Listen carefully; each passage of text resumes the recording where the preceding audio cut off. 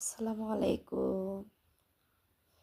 চলে আসলাম নতুন আর একটা রেসিপি নিয়ে। আজকের রেসিপি পাতি হাঁসের মাংস।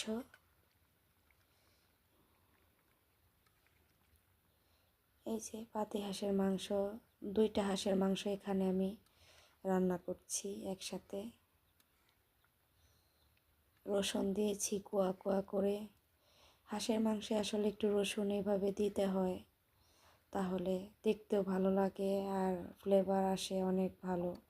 এমনিতে বাটা মশলা, আদা রসুন বাটা, জিরা, ধনিয়া, গরম মশলা গুঁড়ো সব কিছু দিয়েছি আমি মশলাপাতি। হ্যাঁ, দিয়ে আমি এইভাবে কিছু পেঁয়াজও দিয়েছি, রসুনও দিয়েছি আস্ত কেটে এভাবে।